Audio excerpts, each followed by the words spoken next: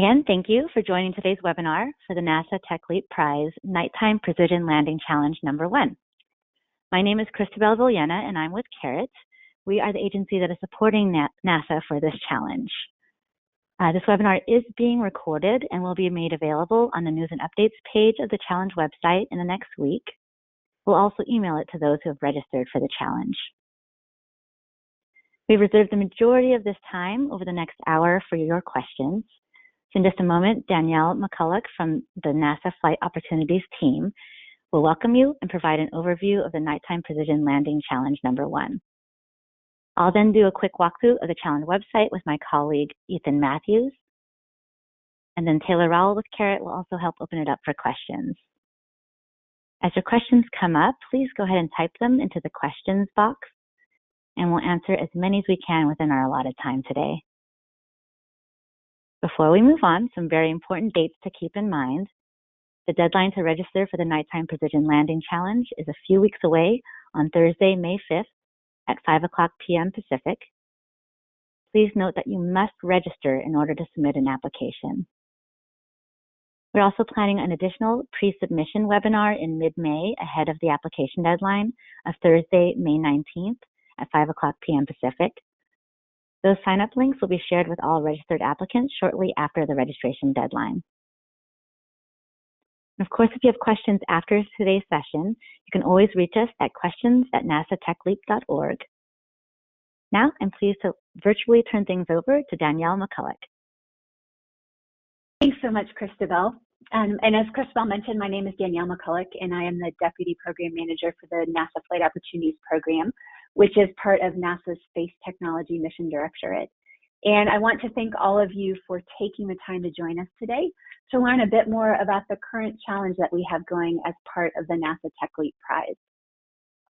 Flight Opportunities rapidly demonstrates promising technologies for space exploration, discovery, and the expansion of space commerce.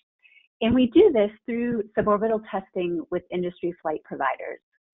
Our goal is to help mature technologies that enhance capabilities that are needed for NASA missions, as well as commercial applications, while at the same time strategically investing in the growth of the U.S. commercial space flight industry.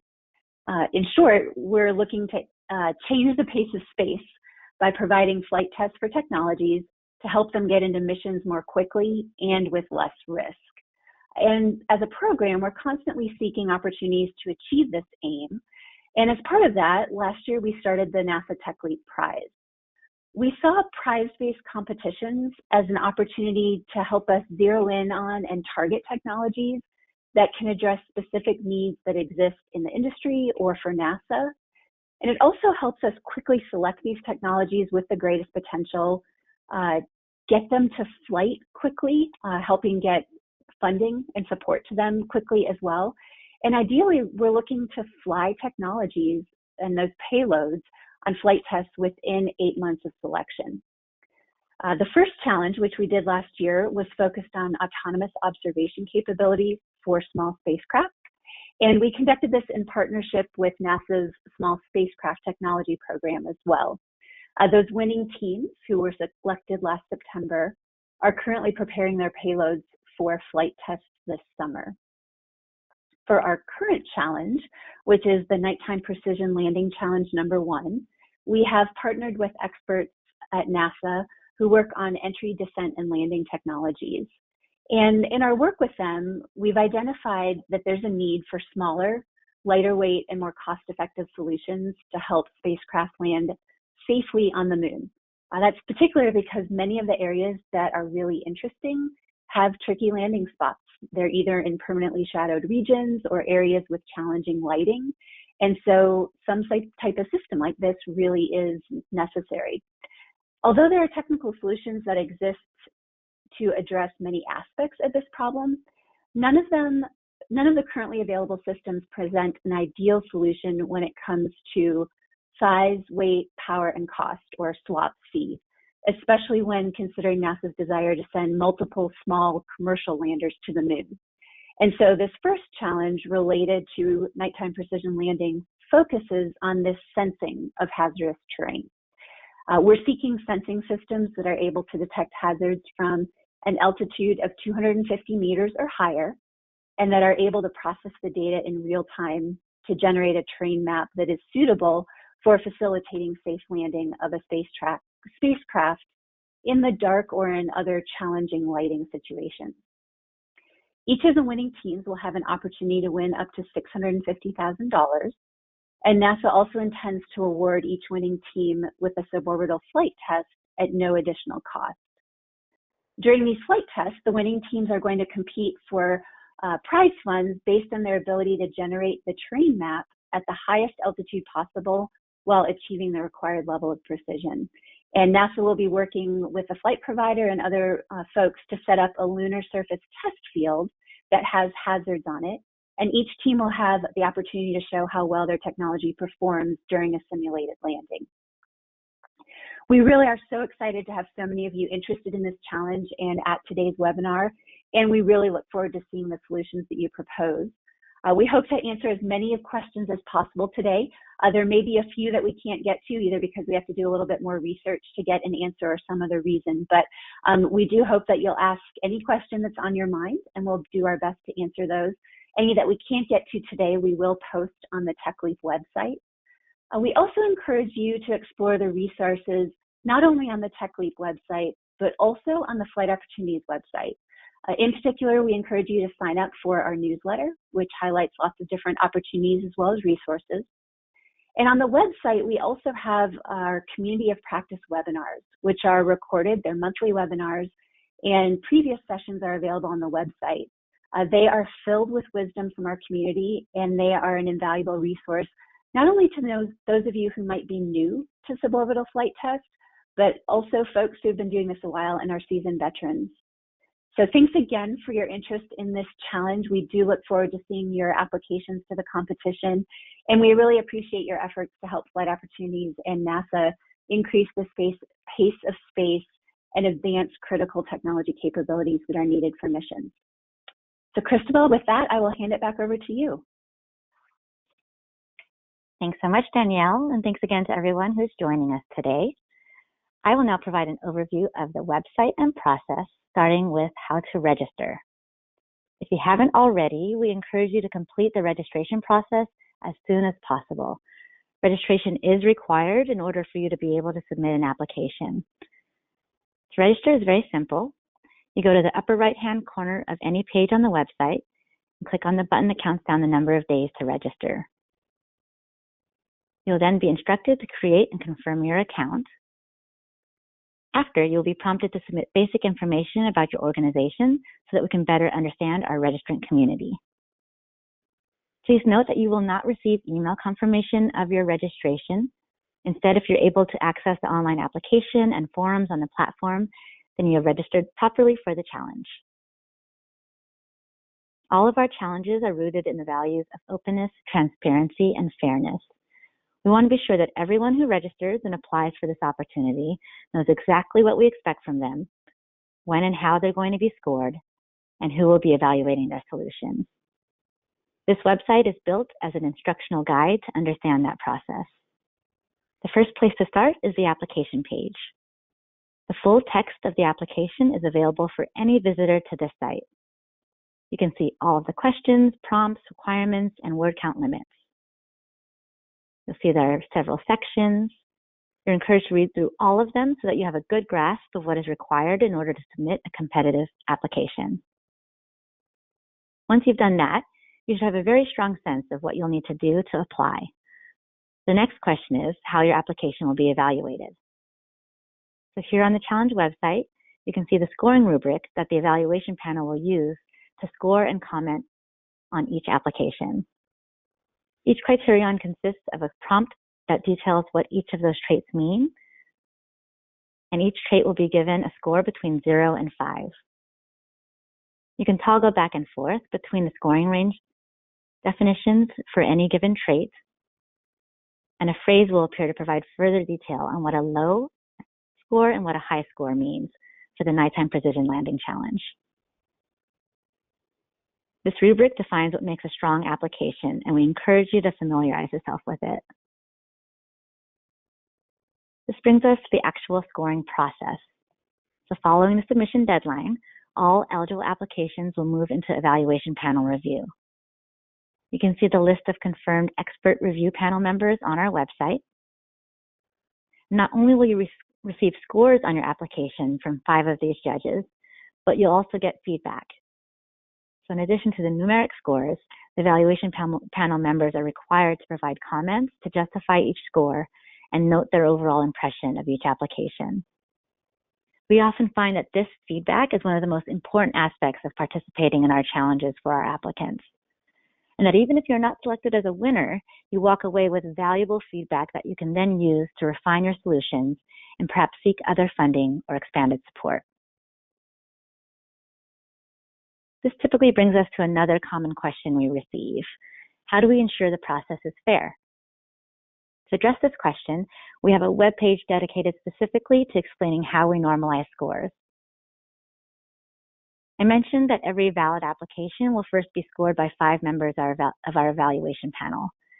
This means that not every applicant and not every reviewer will look at every application. We make sure you're not disadvantaged if, by chance, you were assigned to a hard grader and another applicant was reviewed by someone who tended to be a little more lenient. So in brief, all scores are rescaled and normalized. And if you go to the menu and click on Level Playing Field, as you see here, you can read more about how this works.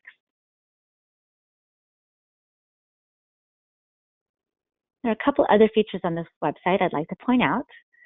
First, let's quickly visit the rules page. Here you can read about the legal stipulations governing your participation. You can find the eligibility criteria and learn more about the detailed terms and conditions. We also have a timeline page that details each phase of the challenge. As I said, registration is required and must be completed by Thursday, May 5th at 5 p.m. Pacific in order for you to be able to submit an application. And then the submission deadline is Thursday, May 19th at 5 p.m. Pacific. The timeline goes on to list all other key dates related to the challenge. This website also includes other helpful areas like news and updates, where a recording of this webinar will be located. There's a series of frequently asked questions. We encourage you to read over all of it. And now let's move on to the Q&A portion of the webinar. Please continue to add your questions into the questions box, and we'll get to as many as possible. Please note that to ensure fairness, we're not able to provide guidance specific to your proposed solution. If you have those more specific questions, please do email us at questions@nasatechleap.org. All right, I'll turn things over to Taylor to get us started. Perfect, thank you. The first question, what can we win? So up to 3 winners will have the opportunity to win up to $650,000 each, as well as a suborbital flight test at no additional cost to the winner. And this is all based on the payload's ability to generate a terrain map that meets or exceeds the targets that are outlined in the technical guidelines. Please visit that webpage under application process to learn more about these guidelines. Great. What type of vehicles will be available for the suborbital flight? NASA anticipates that flight tests will be conducted on a Masten Space Systems rocket-powered vehicle. And again, NASA intends to secure flight tests for each of the winners at no additional cost.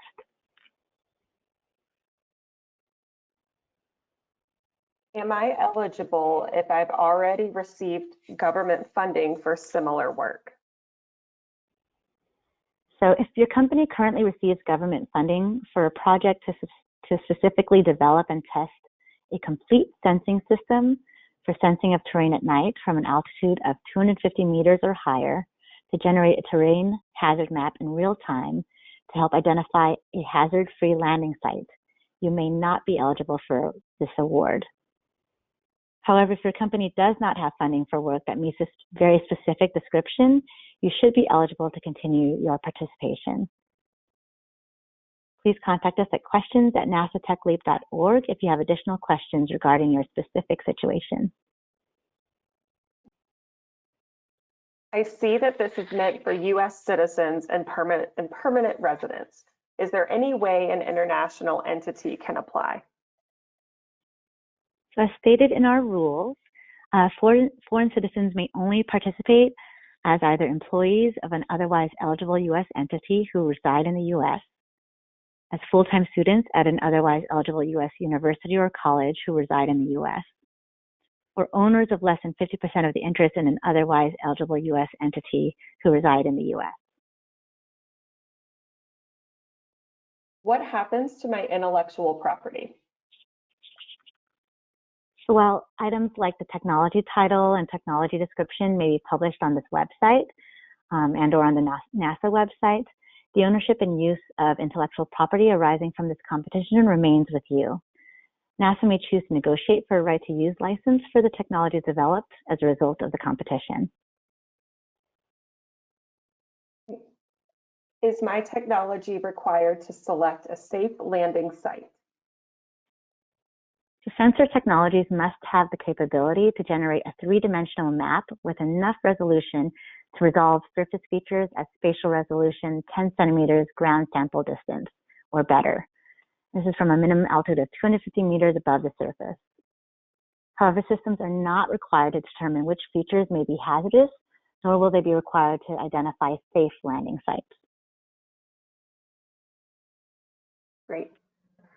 All right, why is this system needed? Is this a problem that could not be solved using NASA's HDL or hazard detection LiDAR that's part of the SPLICE or Safe and Precise Landing Integrated Capabilities Evolution technologies, or with a spinoff of AllHat, Autonomous Precision Landing and Hazard Avoidance Technology?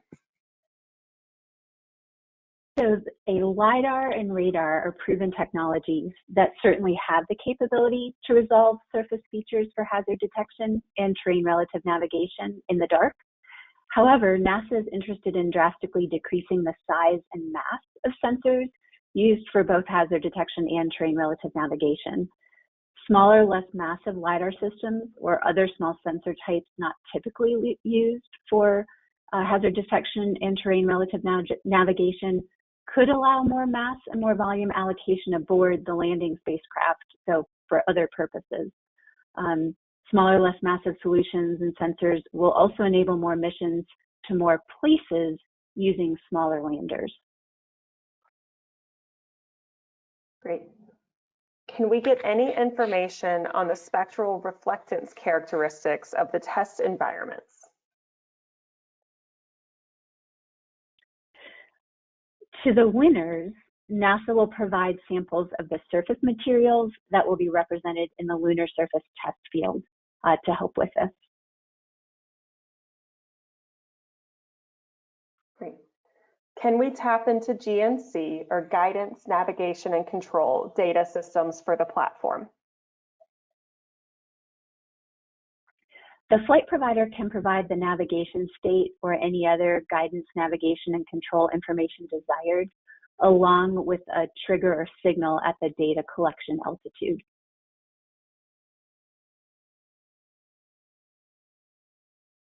Great. So this is kind of a two-part question here. So requesting clarification on the required performance of the remote activation system. The first part, is there a signal from the platform that can be used to initiate the collection of data with our system on descent? Or does our remote activation system need to control the entire timeline for collecting data? So a trigger or signal will be provided from the vehicle to the system, to your system at the moment the vehicle has arrived at the data collection altitude. The NASA campaign manager, who's part of the Flight Opportunities team, will work with the flight provider and those who have won a test flight to ensure that this trigger or signal is compatible with the sensor system during the payload build and integration phase to make sure that everything works. So we will work with the winners teams as part of this integration. Great. Second part then. Are we allowed to initiate our system prior to the 14-second descent flight profile? So this flight is meant to simulate a lunar descent. And for that reason, your system may not gather data that would be used to generate a map of the lunar surface test field during the vehicle ascent, because again, we're focused on the descent portion. The data collection start point is no earlier than the beginning of the planned stationary hover over the lunar test field, which is targeted to be 500 meters AGL.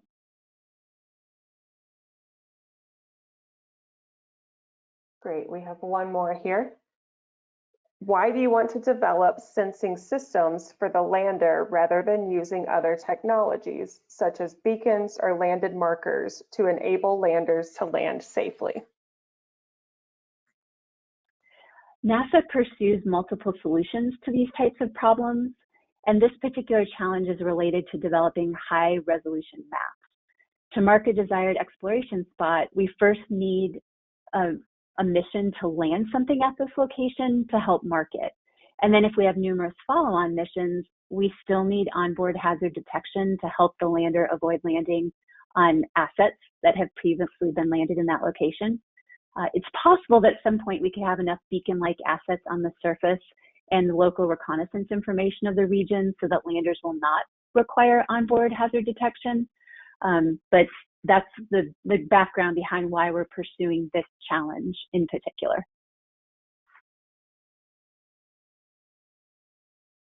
Great, we did have one more just come in, but give us just 1 second to make sure we have the correct answer for you. So Christabel, if you have anything for just a second, we're going to type, get an answer to this last question here. And if you have any additional questions, please keep feeling free to put them in the questions box for us and we'll get them answered for you guys. Sure thing. So I did add into the chat the link to the Flight Opportunities newsletter. Please do visit that and sign up if you haven't yet.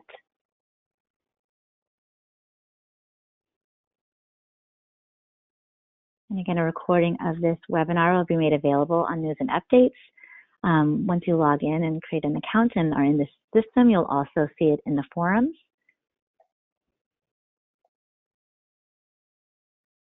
And then we'll also email it to everyone that has registered for the competition.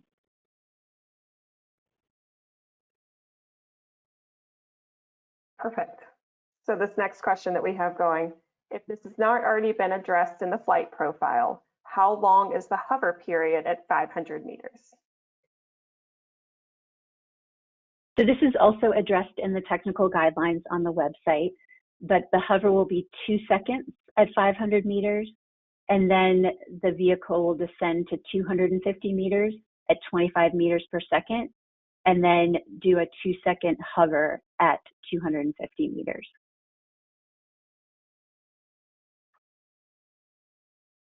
Perfect, and that is all we have for questions at the moment. So again, if you think of anything more, feel free to add them in the questions box for us.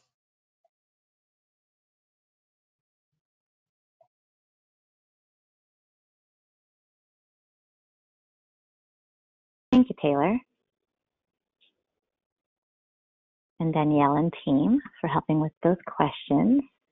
We'll wait just a moment in case there are more. And in the meantime, I can share some additional reminders. Again, if you haven't done so already, please do register no later than Thursday, May 5th at 5 p.m. Pacific. This is required in order to submit a solution.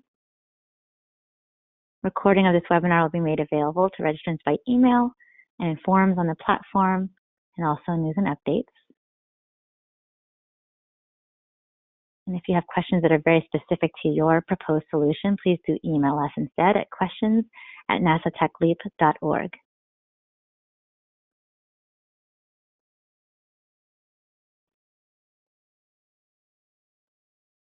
All right, if there aren't any more questions, then I may hand things over now to Danielle for some closing remarks. Thanks, Christabel. And again,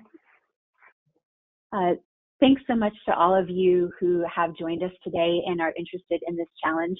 Again, this is a significant challenge for NASA, as well as the commercial spaceflight industry. And so we really look forward to the creative solutions that you can bring forward. If you do have questions that come up after this session, we encourage you to submit those via the TechLeap website. We'll be happy to answer those. They do get posted on the FAQ section of the website.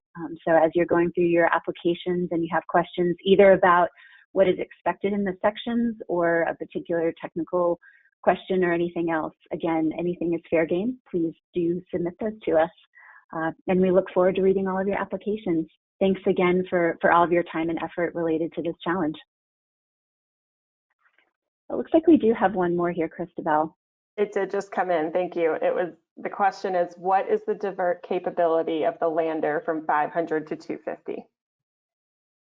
And Taylor, I'm going to take just a moment here so we make sure we have a good answer to that before responding. Please do. We will. Please do check back on the website. We will be updating news and updates and also FAQs based on the questions that we receive from you all.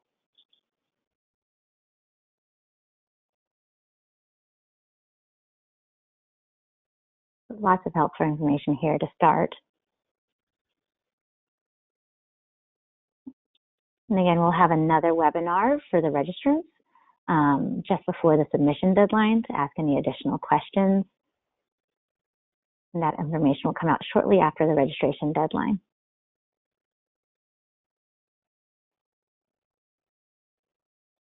Okay, Taylor, I think we've got an answer for you. You want to repeat the question? Absolutely, thank you. So question is, what is the divert capability of the lander from 500 to 250? So during the flight tests for the winners, there will be no divert performed during that descent profile. This challenge is focused on sensing of the terrain rather than guiding vehicle landing.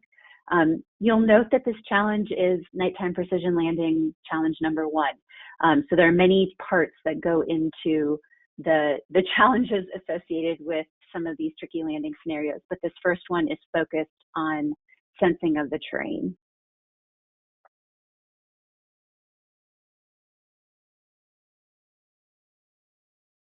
Thank you. That is the last one that we do have at the moment. Great. Thank you, Taylor. Thank you, Danielle. All right. Well, if there aren't any more questions, we'll go ahead and close this webinar, but please do continue to email us and ask questions at questions@nasatechleap.org. We're very excited by the response so far to this challenge, and we look forward to learning more about your solutions. I hope you have a good rest of your day. Thank you, everyone.